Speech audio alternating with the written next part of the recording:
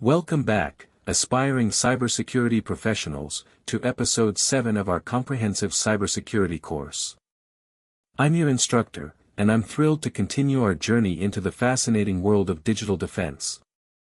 In our previous episodes, we established foundational concepts like networking fundamentals, cryptographic principles, and the basics of system vulnerabilities. We've been building a robust framework for understanding how security works across different layers. Today, we're diving deeper into one of the most critical and widely used components of our digital lives, the operating system. Specifically, we'll be focusing on Windows, the dominant operating system in both personal and corporate environments. Securing the operating system is paramount because it's the very foundation upon which all applications and data reside. A compromised OS means a compromised everything. In this episode, titled Windows Security and Hardening Techniques, we will dissect the intricate security architecture of Windows, understand its built-in defense mechanisms, and learn practical strategies to fortify Windows systems against cyber threats. Get ready to gain essential skills that are directly applicable to protecting your own systems and those you're entrusted with. Let's begin. Before we delve into the specifics of Windows, let's briefly reinforce why operating system security is so fundamentally important. Imagine your computer system as a multi-layered fortress. At the very foundation of this fortress is the hardware, the physical components. Sitting directly on top of that hardware, and managing all its resources, is the operating system. It's the OS that allows applications to run, enables users to interact with the machine, and ultimately, stores and manages your precious data. If the operating system itself is vulnerable, or if it's not properly secured, then any security measures you put in place on the application layer or for your data can easily be bypassed. A successful attack on the OS grants an attacker deep control over the entire system, allowing them to steal data, install malicious software, monitor activities, or even completely disable the system. Given that Windows powers billions of devices globally, from individual laptops to critical servers in corporate data centers, understanding and implementing robust Windows security is not just important, it's absolutely essential. It directly impacts national security, corporate integrity, and personal privacy. We're talking about defending the very engine that runs our digital world. To effectively secure a Windows system, we must first understand its inherent security architecture.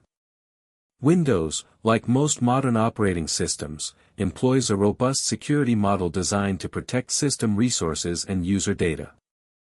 At its core, Windows separates operations into two distinct modes, user mode and kernel mode. User mode is where applications and user-level processes run. These processes have limited access to system resources and must request access to hardware or sensitive data through the kernel.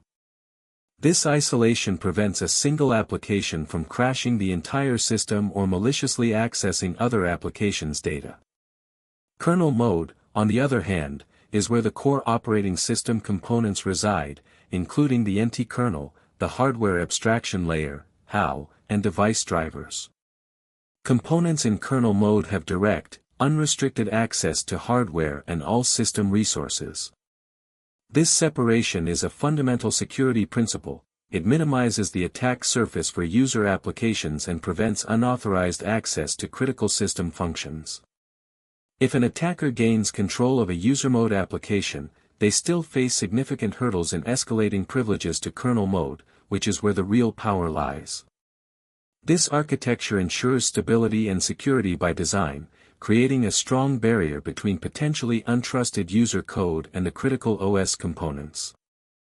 Let's expand our understanding of Windows security architecture by looking at some key subsystems and principles. At the heart of Windows security is the Security Reference Monitor, SRM, a kernel mode component responsible for enforcing security policies on local computers. It ensures that processes only access objects, files, registry keys, services, for which they have explicit permission. When a process attempts to access an object, the SRM checks its security identifier, SID, against the Object's Access Control List, ACL. An ACL is essentially a list of permissions attached to an object, specifying who can do what. Complementing the SRM is the Local Security Authority, LSA, a protected user mode process responsible for local security policy decisions, user authentication, and audit log generation. The LSA works closely with the Security Account Manager, SAM, database, which stores local user accounts and their encrypted password hashes. When you log in, the LSA verifies your credentials against the SAM, or Active Directory in a domain environment. The principle of least privilege is deeply embedded in Windows security.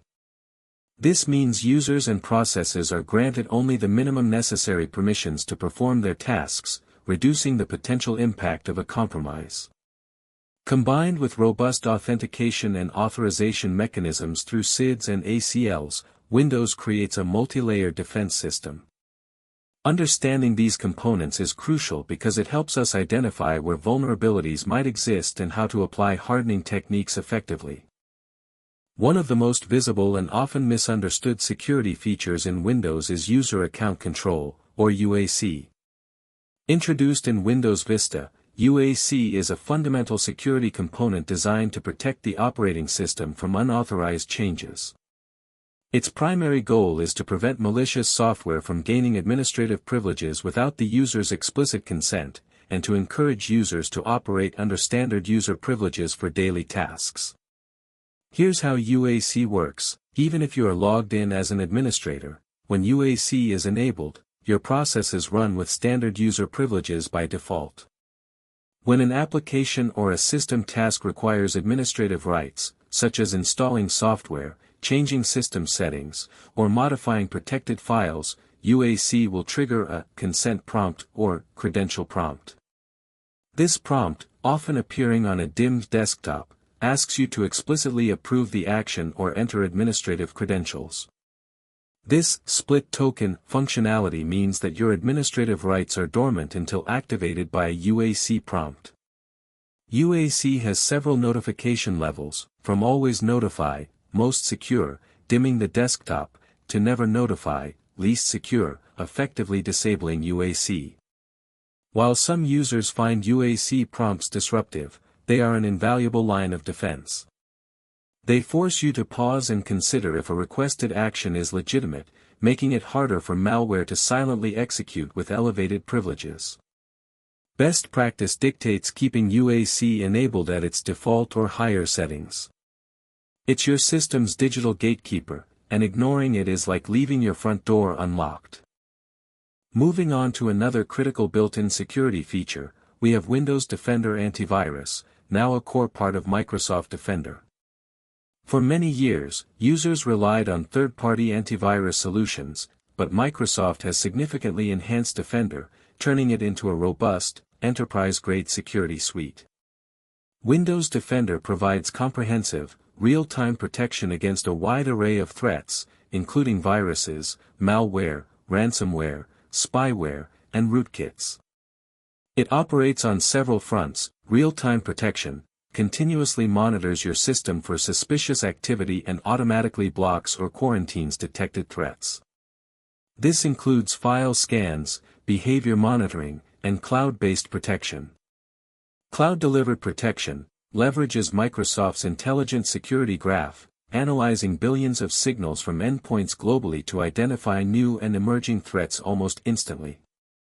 This allows for rapid response to zero-day attacks. Definition updates regularly downloads the latest virus definitions to recognize known threats. Protection history provides a clear log of detected threats and actions taken. Defender is seamlessly integrated into Windows, consuming minimal system resources and updating automatically. It's not just an antivirus, it's a critical component of Microsoft's broader security strategy, working in conjunction with other features like Smart Screen and the Windows Firewall to provide a unified defense. Ensuring Defender is active, up-to-date, and configured correctly is a foundational step in securing any Windows system.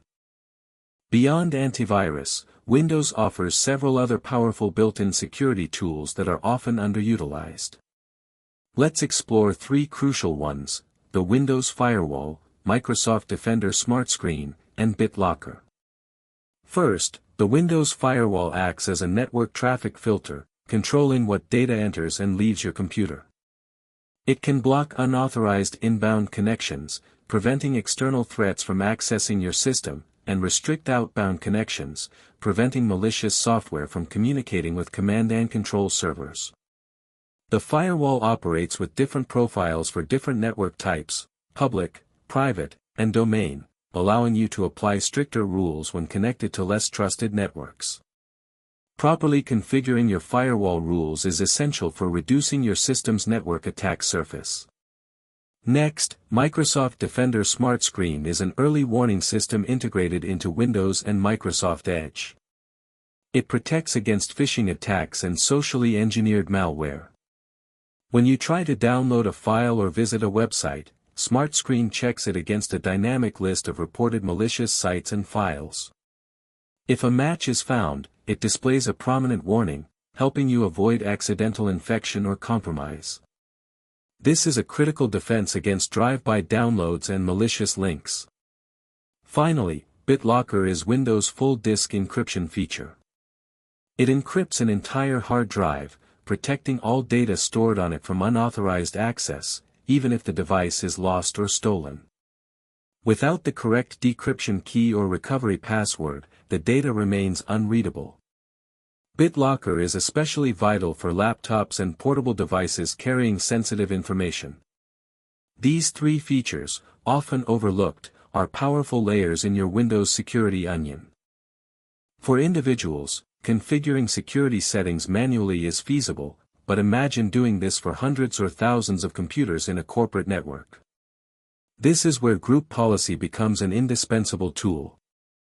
Group policy is a powerful feature of Windows Server Active Directory that allows administrators to centrally manage and configure operating system, application, and user settings for an entire network. Think of group policy as a master switchboard for your organization's security settings. Instead of individually configuring each user's password policy, screensaver timeout, or firewall rules, you create a group policy object, GPO. This GPO contains specific settings and is then linked to an Active Directory container, like a domain, an organizational unit, OU, or a site. All computers and users within that linked container automatically receive and apply these settings. The power of group policy lies in its ability to enforce consistency and security across an entire environment. It ensures that every workstation adheres to the corporate security baseline. For instance, you can use group policy to enforce strong password requirements, automatically install security updates, disable USB ports to prevent data exfiltration, configure auditing, or deploy specific firewall rules. Understanding group policy is crucial for any cybersecurity professional working in an enterprise environment, as it's the primary mechanism for implementing and maintaining security policies at scale. Let's delve into some practical examples of how group policy is used to implement robust security.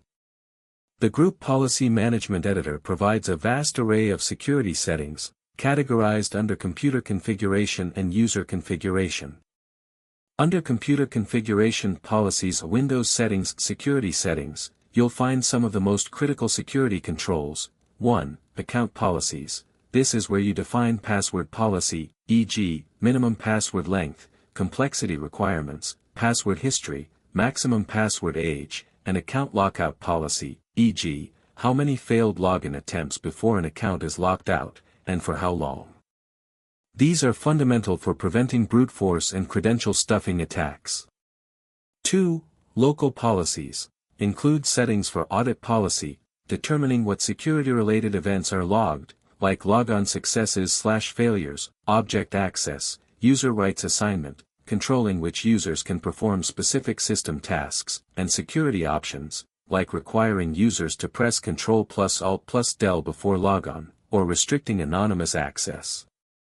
3. Software restriction policies. allows administrators to prevent users from running unauthorized software by creating rules based on hash, path, or digital certificate. This is a powerful defense against malware. 4. Windows Defender Firewall with advanced security. GPOs can centrally deploy specific inbound and outbound firewall rules across all machines, tailoring network access precisely to organizational needs. These examples demonstrate how group policy enables a proactive and standardized approach to security, significantly reducing the risk of individual misconfigurations or user errors. It's about building a consistent, secure foundation. Now that we've explored the core components, let's consolidate this knowledge into a set of actionable Windows hardening best practices. Hardening is the process of securing a system by reducing its attack surface and making it more resilient to attacks. Think of it as reinforcing every possible weak point. Here are key strategies. 1. Keep the OS and applications updated. This is paramount. Microsoft regularly releases security patches to address newly discovered vulnerabilities. Enable automatic updates and ensure they are applied promptly. Outdated software is a primary entry point for attackers. 2. Principle of least privilege. As we discussed, ensure users and applications have only the minimum necessary permissions to perform their functions. Avoid logging in with administrative accounts for daily tasks. Use a standard user account and elevate privileges only when absolutely necessary via UAC. 3. Remove unnecessary software and services. Every piece of software or running service is a potential vulnerability. Uninstall applications and disable services that are not essential for the system's function. This reduces the attack surface. 4. Secure default configurations. Don't rely on default passwords or settings. Change default administrative passwords immediately, and follow security baselines, like those from CIS, Center for Internet Security, to configure Windows securely. 5. Enable and configure built-in security features. Ensure Windows Defender, Firewall, and Smart Screen are active and configured appropriately. Utilize BitLocker for data at rest encryption. 6. Implement strong password policies. Enforce strong, complex passwords and multi-factor authentication, MFA, whenever possible. 7. Regular backups. Crucial for recovery from ransomware attacks, accidental data loss, or system failures. Store backups securely, preferably offline or in an immutable fashion.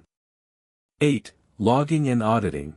Configure Windows to log security-relevant events, such as failed login attempts, privilege escalations, and object access. Regularly review these logs for suspicious activity.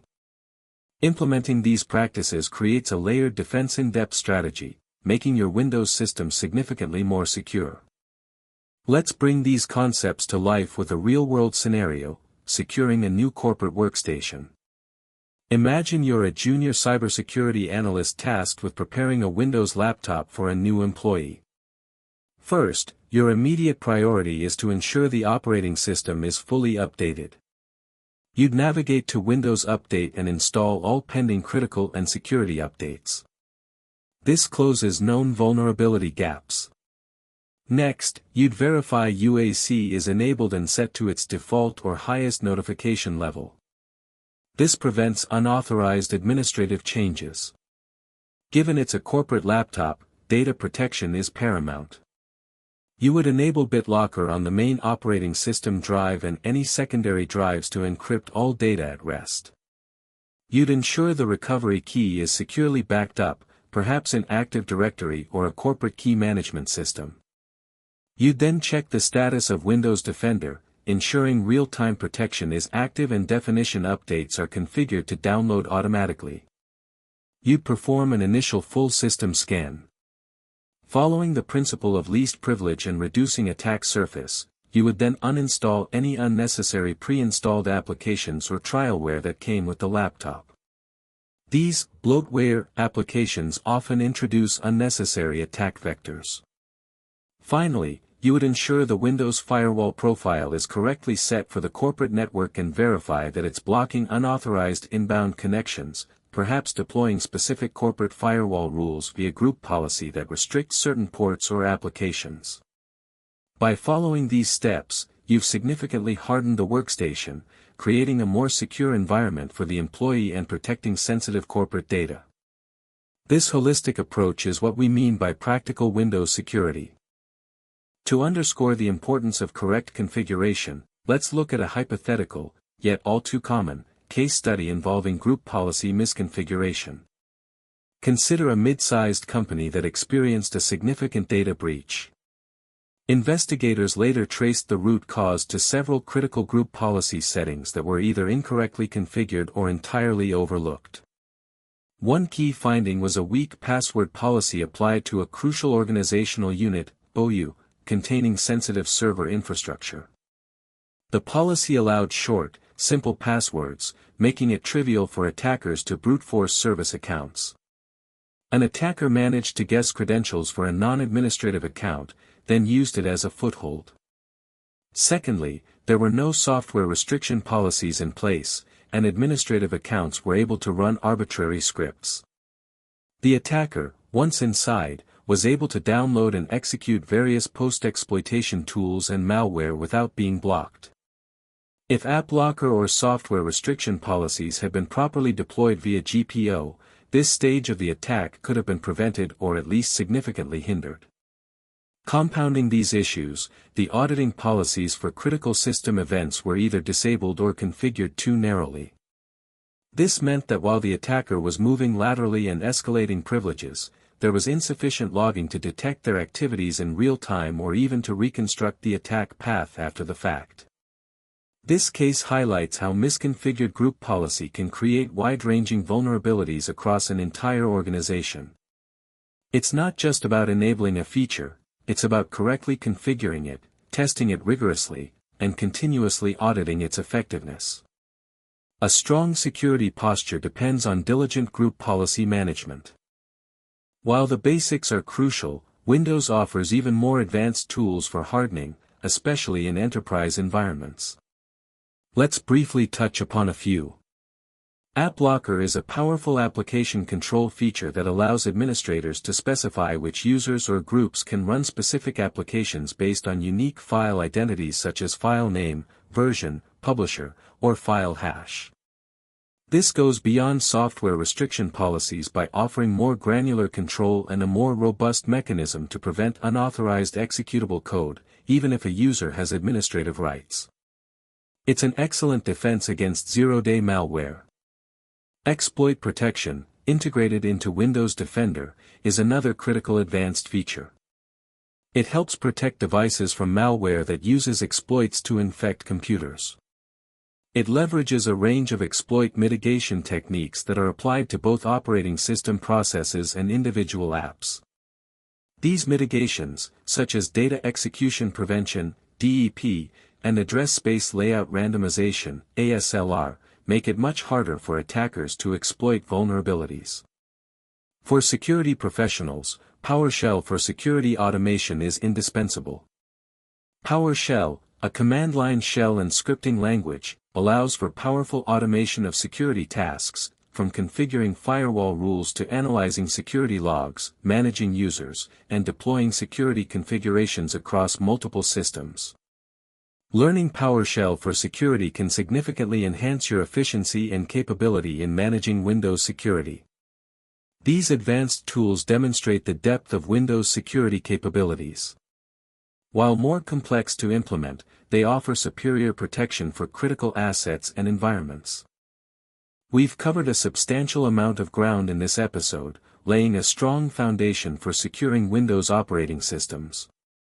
Let's quickly recap the key takeaways. First, we explored the Windows security architecture, understanding the crucial separation between user mode and kernel mode, and the roles of the Security Reference Monitor, LSA, and SAM in enforcing security policies and managing access control. Second, we demystified user account control, UAC, recognizing its importance as a digital gatekeeper that prevents unauthorized administrative changes and promotes the principle of least privilege. Third, we delved into the Windows Defender suite, highlighting its evolution into a robust, built-in antivirus, anti-malware solution, and its integration with other features like Smart Screen for web and download protection, and BitLocker for full disk encryption.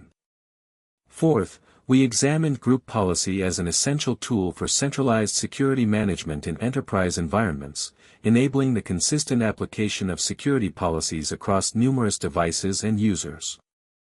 Finally, we outlined essential Windows hardening best practices, emphasizing continuous updates, removing unnecessary software, securing default configurations, and robust logging and auditing. Remember, securing Windows is a continuous process that requires a layered defense in-depth approach. No single solution is sufficient, it's the combination of architectural understanding, proper configuration of built-in features, and diligent application of hardening best practices that truly fortifies a system. And with that, we conclude episode 7 of our cybersecurity course. I hope you now have a much clearer understanding of how to secure and harden Windows systems, whether for personal use or within an organizational context. These are critical skills that will serve you well in any cybersecurity role. But our journey into operating system security isn't over yet. While Windows dominates the desktop, another powerful operating system reigns supreme in servers, cloud environments, and specialized devices, Linux. In episode 8, we will shift our focus to Linux security and command line defense. We'll explore the unique security model of Linux, delve into its file permissions, understand user and group management, and learn essential command line techniques for securing and auditing Linux systems. It's a fundamental skill for anyone aspiring to work with server infrastructure or open source environments. Don't miss it. If you found this episode valuable, please give it a thumbs up, share it with anyone who might benefit, and subscribe to our channel for more in-depth cybersecurity education. Your engagement helps us continue to build this comprehensive course. If you have any questions or insights about Windows security, drop a comment below. I'd love to hear from you. Thank you for joining me today, and I look forward to seeing you in episode 8 as we tackle the world of Linux security.